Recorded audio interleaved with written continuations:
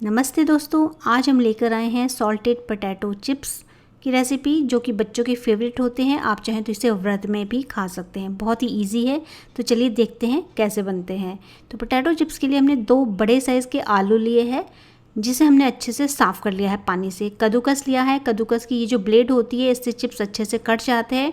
इससे इस तरह से हमें चिप्स को काट लेना है। बहुत ध्यान से कीजिएगा, हाथ भी कट सकता है इसलिए।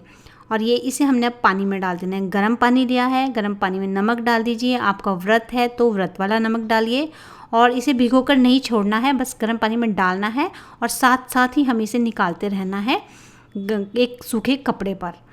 तो इसे साइड कर लेते हैं और सूखे कपड़े पर इस तरह से निकालते जाएंगे। जितने आपको रोल करने हैं उतने निकालते जाइए और कपड़े से इस तरह से प्रेस कर लीजिए।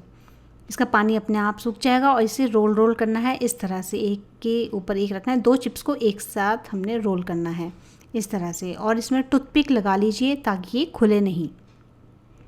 बस इसी तरह से हमने सारे के सारे चिप्स को रोल करके बना लेना है। और साइड में हमने कर दिया है तेल को गरम। तेल को सबसे पहले हाई फ्लेम पर गरम कीजिए। हाई फ्लेम पर गरम करने के बाद मीडियम फ्लेम पर कर लीजिए गैस को। उसके बाद इसमें चिप्स डाल दीजिए और ये देखिए चिप्स को हमने डाल दिया। जैसे ही चिप्स का जो ऊपर का झाग है तेल का वो कम हो जाए, फिर आपको गैस की फ्लेम को फिर से हाई पर कर देना है और धीरे धीरे इसे इसी तरह से फ्राई करना है। और इसे फ्राई करने में आपको 3 से 4 मिनट लगेंगे और बस निकाल लेना है। और ये देखिए हमारी चिप्स रेडी है। इसमें से टूथपिक को निकाल लेना है क्योंकि चिप्स ने अपनी शेप ले ली हुई है। बहुत ही क्रिस्पी चिप्स बने हैं, ये बहुत ज़्यादा टेस्टी। आप चाहे तो इसे एयर टाइट कंटेनर में बंद करके स्टोर करके रख सकते हैं। बनाकर आप भी ट्राई कीजिएगा। आप चाहे तो व्रत में भी इसे छोटी मोटी भूख में खा सकते हैं, शाम के स्नैक्स में खा सकते हैं। वीडियो पसंद आए तो लाइक शेयर सब्सक्राइब कीजिएगा।